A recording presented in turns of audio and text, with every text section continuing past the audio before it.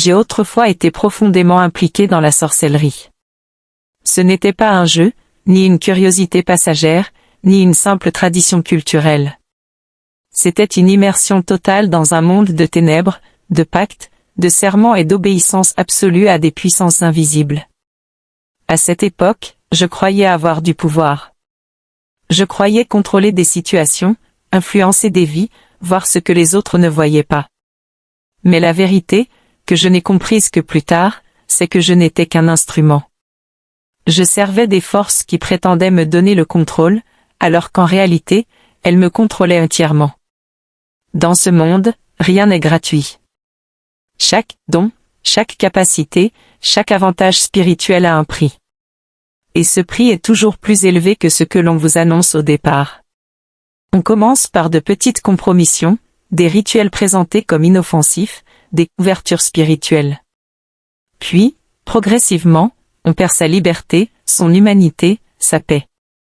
On devient prisonnier d'un système qui exige toujours plus. À cette époque, je pouvais reconnaître les sorcières facilement, non pas parce que j'étais particulièrement perspicace, mais parce que j'étais l'une d'entre elles. Il existe un langage silencieux entre sorcières, une reconnaissance qui ne passe pas par les mots, mais par l'esprit. Un regard, une sensation, une vibration suffit. C'est comme appartenir à une même armée invisible. Aujourd'hui, en tant qu'ancienne sorcière, je parle non pas pour glorifier ce passé, mais pour l'exposer. Je veux révéler 5 marques distinctives qui permettent presque toujours d'identifier une sorcière. Ces marques ne sont pas physiques au sens ordinaire. Elles sont spirituelles, comportementales, atmosphériques. Et si vous ne les connaissez pas, vous pouvez vivre toute votre vie entouré de ces influences sans jamais comprendre pourquoi certaines choses vous arrivent. Je vous demande donc d'être attentif. Pas dans la peur, mais dans le discernement. Car la 4e marque, en particulier, choque beaucoup de gens, même parmi les croyants les plus engagés. Mais avant d'entrer dans ces marques, il est important de briser une grande illusion. Les sorcières ressemblent rarement à ce que les films, les séries ou les histoires populaires vous montrent. Elles ne se promènent pas vêtues de robes noires, avec des ongles démesurés, récitant des incantations dans la rue. Ce portrait caricatural est l'une des plus grandes ruses des ténèbres. Il rassure les gens. Il leur donne l'impression qu'ils sauront reconnaître le danger lorsqu'il se présentera. La réalité est tout autre. Les sorcières les plus dangereuses ont une apparence parfaitement ordinaire. Elles savent se fondre dans la société. Elles savent sourire, saluer, aider, servir. Elles peuvent être la personne assise à côté de vous à l'église, chantant les mêmes cantiques que vous. Elles peuvent être ce voisin toujours poli et serviable. Elles peuvent être un enseignant respecté, une collègue discrète, ou une vendeuse au marché que tout le monde apprécie. Le monde spirituel ne fonctionne pas selon les apparences. Et c'est précisément pour cela que tant de personnes tombent dans des pièges sans jamais comprendre ce qui leur arrive. Lorsque je pratiquais encore activement, j'ai rencontré une jeune femme nommée Anita lors d'un rassemblement spirituel à Port-Harcourt. Ce genre de rassemblement n'est jamais annoncé publiquement. Il se fait par cooptation, par invitation, par reconnaissance spirituelle. Anita, à première vue, ne correspondait en rien à l'image qu'on se fait d'une sorcière. Elle était douce, parlait calmement, montrait du respect à tout le monde. Son visage inspirait la confiance. Si vous l'aviez croisée dans la rue, vous n'auriez jamais imaginé ce qu'elle était réellement. Pourtant, dans le monde spirituel, son rang était élevé. Très élevé. Elle avait déjà sacrifié 2 membres de sa propre famille pour gravir les échelons. Et ce genre de sacrifice n'est jamais symbolique. C'est réel, irréversible, traumatisant. Mais extérieurement, rien ne la trahissait. C'est là une vérité dérangeante, beaucoup de choses se cachent à la vue de tous. Le danger n'est pas toujours là où l'on croit. Et la seule manière de reconnaître ces personnes n'est ni la suspicion généralisée, ni la paranoïa, mais la connaissance de leur marque spirituelle. Première marque distinctive, les yeux qui parlent sans mots. Les yeux sont l'un des outils les plus puissants en sorcellerie. Lorsqu'une sorcière vous regarde, ce n'est jamais un simple regard. Ce n'est pas neutre. Ce n'est pas vide. Les yeux transportent une intention, une charge, une énergie. Dans le couvent, on nous enseignait que les yeux sont des portails. Ils peuvent ouvrir, fermer, lier, attirer. À travers un simple regard prolongé, une sorcière peut projeter la peur, la confusion, la perte, le désir incontrôlé. Et tout cela sans dire un mot. Beaucoup de personnes sous-estiment le pouvoir du regard, parce qu'il est silencieux. Mais dans le monde spirituel, le silence est souvent plus puissant que le bruit. La Bible elle-même avertit à ce sujet dans Proverbe 6, verset 25, « Ne te laisse pas captiver par ses regards. » Ce n'est pas un conseil moral anodin. C'est un avertissement spirituel. Je me souviens d'une femme appelée Grèce, à Enugu. Elle tenait une petite boutique de provisions. Rien d'extraordinaire en apparence. Pourtant, chaque homme qui entrait régulièrement dans sa boutique finissait par connaître un désastre. Certains quittaient leur femme. D'autres perdaient leur entreprise. D'autres encore tombaient dans une obsession malsaine pour elle. Grèce parlait très peu. Elle n'avait pas besoin de séduire par des mots. Son regard faisait le travail. Il portait une force magnétique qui liait les gens sans qu'ils s'en rendent compte. Je l'enviais à l'époque, parce que son efficacité était redoutable. Les hommes se disputaient pour elle, sans comprendre pourquoi. Ce qu'ils ignoraient, c'est que chaque regard était un piège. Une invitation silencieuse à une captivité spirituelle. Dans un autre contexte, dans un établissement scolaire, une jeune fille utilisait exactement la même méthode. Elle fixait certains camarades de classe, sans sourire, sans parler. Peu de temps après, ses camarades commençaient à la voir dans leurs rêves. C'est ainsi que débutaient les initiations. Voilà pourquoi il ne faut jamais banaliser les regards inhabituels, insistants, troublants. Deuxième marque distinctive, la double personnalité. Les sorcières vivent presque toujours une double vie. Dans le monde physique, elles peuvent être agréables, serviables, chaleureuses. Elles savent jouer le rôle attendu d'elles. Mais dans le monde spirituel, elles sont radicalement différentes. Je sais de quoi je parle. Je souriais aux gens pendant la journée. J'aidais, je saluais, je plaisantais parfois. Mais la nuit, je tourmentais ces mêmes personnes dans leurs rêves. Cette douceur apparente est un masque soigneusement construit.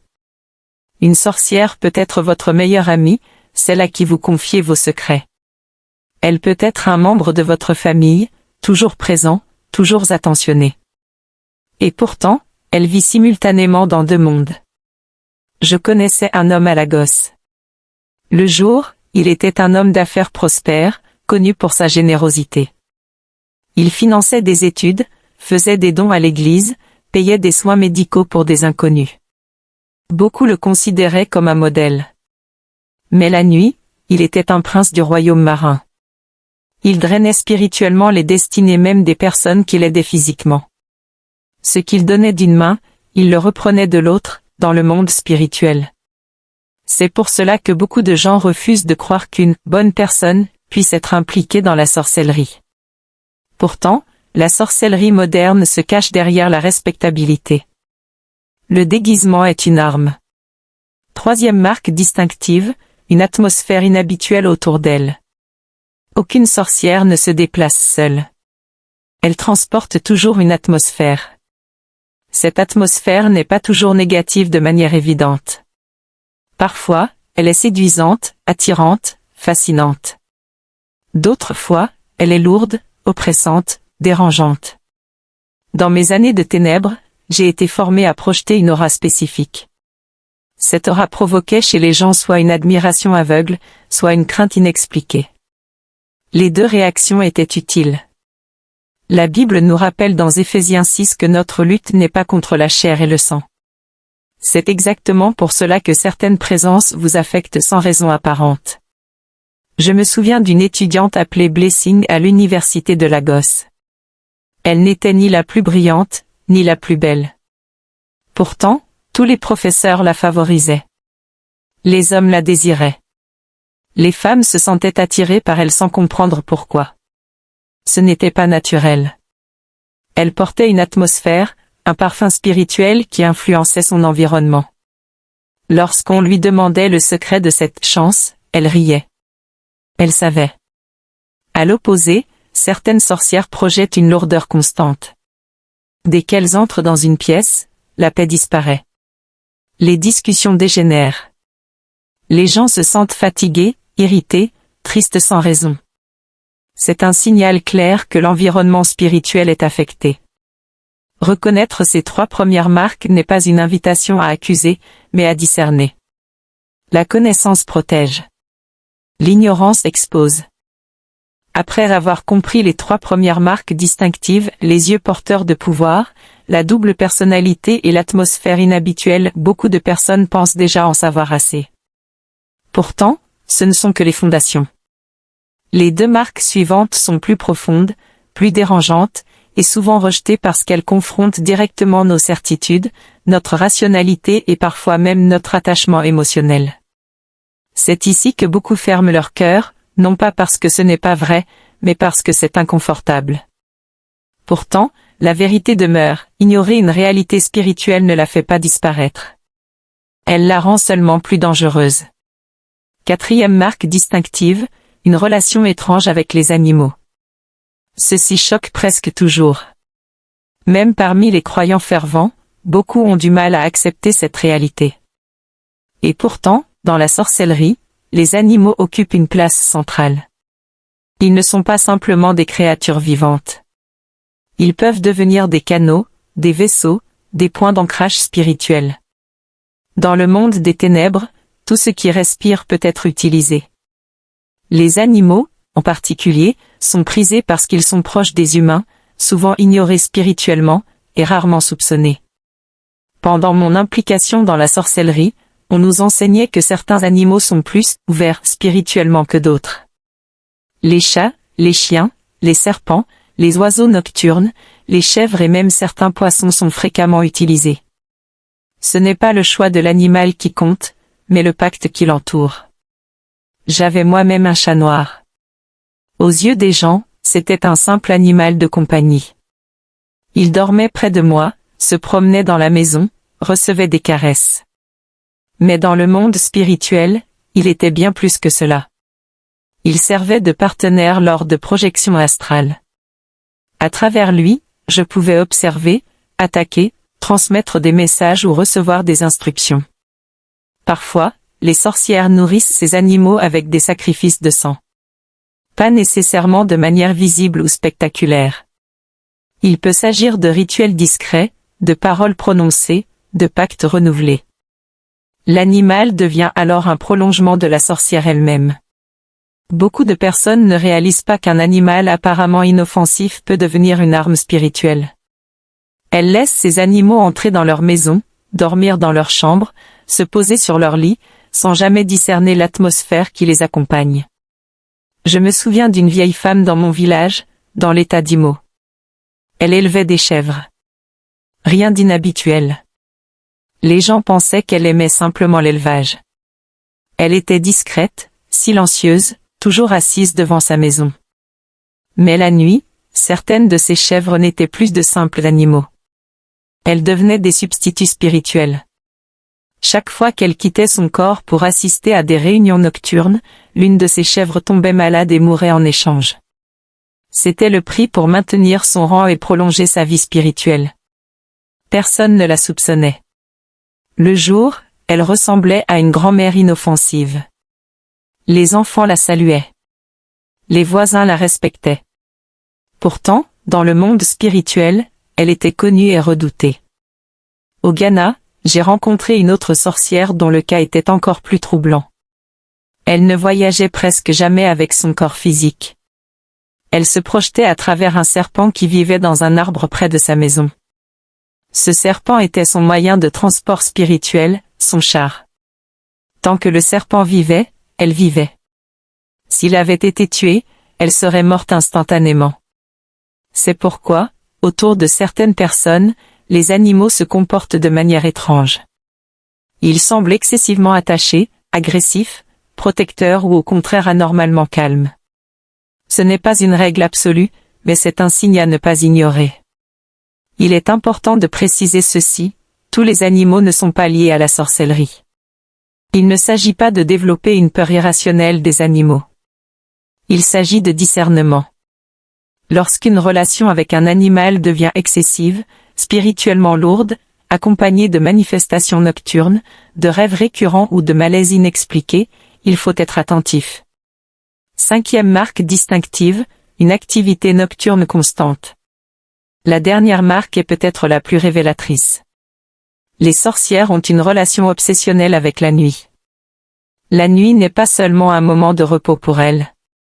C'est leur terrain d'opération, leur champ de bataille, leur heure de gloire. Entre minuit et 3 heures du matin, le voile spirituel est plus mince. C'est une réalité connue dans le monde des ténèbres comme dans le monde de la prière. C'est pourquoi les sorcières sont les plus actives à ces heures-là. Je quittais souvent mon corps à ces moments précis. La projection astrale n'est pas un mythe. C'est une pratique réelle, enseignée, structurée. Le corps physique reste immobile, mais l'esprit se déplace. Les missions sont données, les cibles désignées, les attaques exécutées. La Bible elle-même met en garde contre la nuit dans Job 36, verset 20, lorsqu'elle parle de ceux qui soupirent après la nuit. Ce n'est pas une condamnation du sommeil, mais une révélation sur ce qui se passe lorsque la majorité du monde est inconsciente. Minuit est leur heure principale. Et c'est aussi, paradoxalement, l'heure où les guerriers de prière les plus puissants se lèvent. Je me souviens d'une mission à Abuja. Nous avions reçu l'ordre d'attaquer un pasteur vers 2 heures du matin. Il priait pour un réveil spirituel dans son église. Il jeûnait depuis plusieurs jours. Nous pensions que ce serait facile. Lorsque j'ai quitté mon corps et que je suis entré spirituellement dans sa chambre, j'ai immédiatement compris que quelque chose n'allait pas. Il y avait du feu autour de lui. Pas un feu physique, mais une présence brûlante, impénétrable. Ses prières montaient comme des flèches. Il ne me voyait pas, mais chaque parole qu'il prononçait était une arme. Je n'ai pas pu m'approcher. J'ai été repoussé, blessé spirituellement. Cette nuit-là, je suis revenu vaincu. C'est ce jour-là que j'ai commencé à comprendre que les ténèbres ne sont pas invincibles.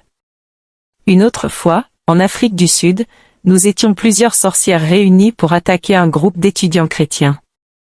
Ils jeûnaient depuis 7 jours. Nous sommes entrés dans leur résidence à 1 heure du matin, confiantes. Mais dès que nous avons approché, leurs voix ont retenti dans le monde spirituel comme un tonnerre. Le sol semblait vibrer. Il y avait des anges postés. Nous n'avons pas pu pénétrer. Pire encore, certaines d'entre nous ont été jugées dans le monde spirituel cette nuit-là. Toutes ne sont jamais revenues de cette mission. Ces expériences m'ont marqué à jamais. Elles m'ont montré que, malgré toute leur organisation, les sorcières opèrent toujours dans la peur. Peur de la lumière. Peur du nom de Jésus. Peur des croyants qui comprennent leur autorité. Pourquoi je révèle tout cela aujourd'hui?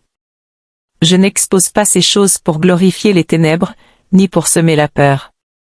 Je le fais parce que l'ignorance détruit. Beaucoup de vies sont attaquées non pas parce que les gens sont faibles, mais parce qu'ils ne savent pas ce qui se passe autour d'eux.